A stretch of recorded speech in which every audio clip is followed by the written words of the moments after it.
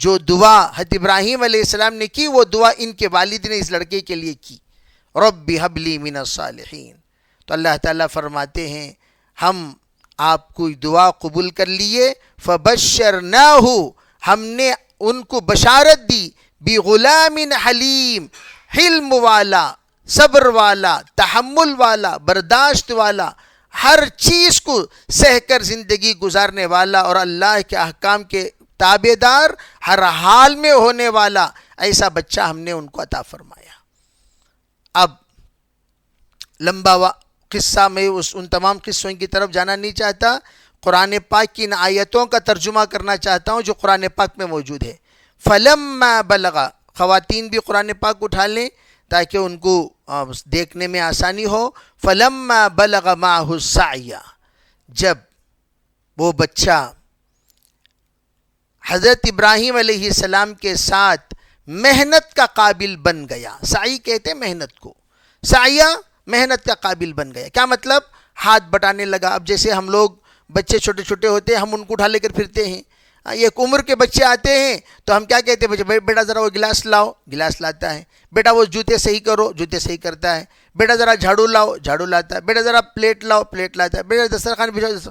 تو گویا ہاتھ بٹانے لگا، کوشش میں ساتھ دینے لگا، محنت میں ساتھ دینے لگا۔ ایسی عمر کو بچہ پہنچ چکا کہ باپ کہے تو وہ سنے، باپ کی ذمہ داریوں کو نبھانے والا بن جائے، بڑی بڑی نہیں، چھوٹی چھوٹی ذمہ داریاں۔ ابھی وہ بھی تو بہت بڑی چیز ہے، جیسے چابی آپ چھوڑ کر نیچے اتر گئے تو آپ نے کہا بیٹا ذرا چابی لے آنا، تو بیٹے نے آپ کو چابی لے، تو گویا آپ یہاں سے وہاں جاتے، پھر وہاں سے چابی لے کر نیچے اترتے، وہ آپ کے بیٹے نے آسان کر دیا، گویا آپ کی محنت میں ساتھ دینے والا بن گیا۔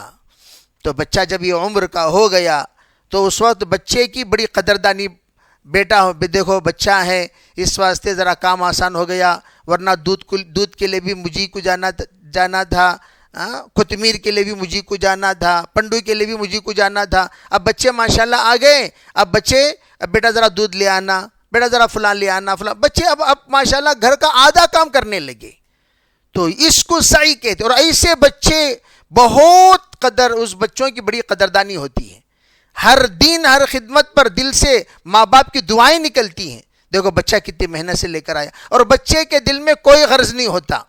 عربی ملازم کام کرتا ہے تو اس کے دل میں تنخواہ ہوتی ہے، میں کروں گا تو تنخواہ، بچے کے دل میں کیا ہے بیچارے کے؟ کچھ نہیں، ماں باپ کی خدمت خالص وہ بچہ کرتا ہے، جتنا کام بولو بچے کرتے رہتے ہیں، اور وہ بچے بڑے یاد آتے ہیں۔ اب اس عمر کو جب پہنچ گئے تو بار بار ابراہیم علیہ السلام نے خواب دیکھا، قال یا بنی، اب بچہ بات چیت کے قابل بھی ہو گیا، سمجھدار ہو گیا، کچھ کہیں تو وہ سمجھنے والا بن گیا، اب یہ کہہ رہے ہیں وہ سن رہا ہے، جواب سمجھداری سے دے رہا ہے، ایسی عمر کو بچہ پہنچ گیا، گویا مکالمے کے قابل ہو گیا۔ تو حضرت ابراہیم علیہ السلام نے اس بچے سے یوں کہا، علماء کہتے ہیں یہ کتنی سال؟ فرمایا 7 سال سے لے کر 14 سال تک کے درمیان کی عمر، یہ سمجھداری۔ اس لیے اللہ کے رسول صلی اللہ علیہ وسلم نے مروا اولادکم عند 7، 7 سال کی عمر میں اپنے بچوں کو نماز کا حکم دینے کو کہا، اس لیے کہ وہ سمجھدار ہو گئے ہیں، نماز کے لیے حکم دے۔ اگر 10 سال کے ہو گئے نہ پڑھنے پر مارو، اس لیے کہ اور میچور ہو چکے ہیں۔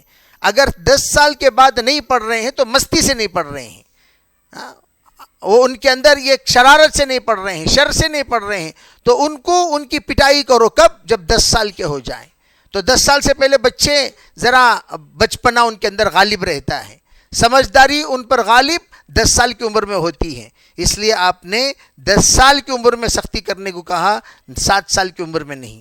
تو یہ حضرت اسماعیل علیہ السلام یہ بھی ماشاءاللہ اسی بچپن کی عمر میں جس وقت سمجھدار ہو گئے، حضرت ابراہیم نے فرمایا بیٹا انی، میں ہمیشہ ایک بات کہا کرتا ہوں کہ قرآن پاک میں جو مد ہے، ان مد کا بھی ترجمہ ہے، ان مد کا بھی مفہوم ہے۔ مد یوں ہی نہیں ہے جیسے کہ ہم کہتے ہیں ارے بھائی آپ یہ کتنے میں خریدے، ارے بھائی یہ ذرا قیمتی ہے۔ اگر آپ نے 10 روپے کی چیز 50 روپے میں خریدی، ارے بھائی یہ تو بہت مہنگی پڑی، بہت، آپ نے بہت کہا تو بہت، حالانکہ واو وہاں نہیں ہے، باہاتا بہت، آپ نے کہا بہت مہنگی پڑی. اب بہت جو آپ کہہ رہے ہیں لمبا گھسیٹ کے کیوں؟ یعنی اس کی قیمت کی حد سے زیادہ اضافے کی طرف اشارہ ہے، تو آپ نے بھی تو لمبا گھسیٹا، تو ہم بھی کہتے ہیں ارے بہت کھا لیا بھائی، بہت کھا لیا، بہت پریشانی ہوئی. یہ جو ہم جو کہتے ہیں بہت دور، تو جہاں جہاں ہم لوگ مد لگاتے ہیں، یہ مد کس بات کی طرف علامت ہے بھئی؟ یہ اس بات کی طرف علامت کہ جو لمیٹڈ ہیں وہ لمیٹڈ سے بھی زیادہ ہو گیا. زیادہ زیادہ اس کو بھئی 10 روپے کی چیز 20 روپے کو خریدتے، لیکن تم نے 50 روپے کو خریدی تو حد سے زیادہ قیمت ہوگی تھی، 5 گنا زیادہ، تو اس پر آپ نے بہت کو لگا دیا. اسی طرح علماء فرماتی ہے جو انی ہے یہ آ کر بار بار دیکھنے کی طرف بھی اشارہ ہے. انی ارا، ایک بار نہیں، بار بار میں نے دیکھا. اور خدا موجود ہے کتابوں میں کہ ابراہیم علیہ السلام ایک بار دیکھے پھر گھبرا کر اٹھے، دوبارہ سوئے تو وہی خواب، سہبارہ سوئے تو وہی خواب. کہ بعضوں نے کیا فرمایا کہ 3 مسلسل راتوں میں یہی خواب، کبھی 3 کسی نے کہا، کئی مرتبہ کسی نے کہا، لیکن دیکھا، مکرر دیکھا. دیکھنے کے بعد حضرت نے یقین ہو گیا، اوہو بار بار. میں بھی ساتھیوں سے کہا کرتا ہوں ایک ہی خواب کسی کو بار بار دکھائی دے فوراً معلوم کر لینا چاہیے کہ اس کا مطلب کیا ہے. ایک ہی خواب بار بار دکھائی دے، بعض مرتبہ ہوتا ہے بعض خواب مکرر آتا ہے لیکن ہم لوگ اسے نگلیکٹ کر دیتے ہیں، کیا بھی نہیں، چھوڑو جی، کیا وہ ایسا دکھتا وہ. نہیں، ایک بار دکھا ٹھیک ہے، دو بار دکھا ٹھیک ہے، بار بار کیوں دکھ رہا بھائی؟ کچھ تو ہے جس کی پرداداری بے خودی بے سبب نہیں غالب. اس لیے کہا جاتا ہے بار بار کوئی چیز دکھائی دے خواب میں، فوراً تعبیر رؤیا کے ماہرین سے پوچھ لینا چاہیے کہ اس کا مطلب کیا ہے، اس کا مفہوم کیا ہے، کس بات کی طرف اس میں اشارہ ہے. بعض خیر ہوتے ہیں جس میں شر کی طرف اشارہ، بعض شر ہوتے ہیں جس میں خیر کی طرف اشارہ، اور وہ اشارے ہم نہیں سمجھ پاتے. وہ سمجھداروں سے پوچھنا چاہیے، اور ہر کس و ناکس سے وہ خواب سنانا نہیں چاہیے. لا تحکی رؤیاک الا حبیبا او لبیبا، سرکار نے فرمایا صلی اللہ علیہ وسلم تم اپنے خواب کو یا تو ہمدرد سے سنایا کرو یا عقل مند سے سنایا کرو. عقل مند کون؟ جو شریعت کے علوم رکھتا ہو اور جو صحیح تعبیر سنا سکتا ہو، اتنی استعداد رکھتا ہو، تو ان کو سنایا کرو. جو حضرت نے خواب بھی، اور نبیوں کا جو خواب ہوتا ہے وہ خواب وہ ایسے ویسے خواب نہیں ہوتا، بلکہ وہ اللہ کی طرف سے اشارہ اور اللہ کی طرف سے حکم ہوتا ہے. اور نبی کے گھر میں پلے ہوئے حضرت اسماعیل علیہ السلام تو کیا کہا؟ حضرت نے جب کہا میں نے دیکھا بار بار خواب میں کہ میں تمہیں ذبح کر رہا ہوں.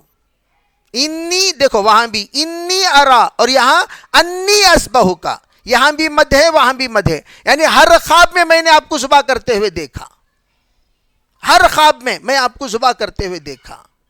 انی اذبح کا فانظر ماذا تری، بیٹا ذرا بتاؤ کہ تمہارا خیال کیا ہے، تمہاری سوچ کیا ہے، تمہارے ذہن میں کیا بات آ رہی ہے، تم کیا سوچ رہے ہو. اب بچے سے پوچھ رہے ہیں ذرا اندیا تو معلوم کر لیں. ذبح کرنے والا ماشاءاللہ خلیل اللہ ہے، ذبح ہونے والا کون ہونے والا ہے؟ ذبح ہونے والے کی نیت کیا؟ میں تو دیکھ رہا ہوں بیٹا آپ کو مدرسے میں جماتے ہوئے میں دیکھا خواب میں، مدرسے میں نہیں جاتا، تو اس کا مطلب یہ ہے کہ باپ کے گویا کے جذبات کا بیٹے کو کوئی خیال ہی نہیں. وَلِلْعِلْمِ آفَاتٌ، علم کے لیے بہت سارے آفتوں کو سامنا کرنا پڑتا ہے. کوئی بندہ خواب میں دیکھا تو کتنی ایسی بیچاری خواتین آتی ہیں، حضرت میں اپنے بچے کو مدرسے میں جماتے ہوئے 1 بار نہیں 2 بار نہیں کئی بار دیکھا.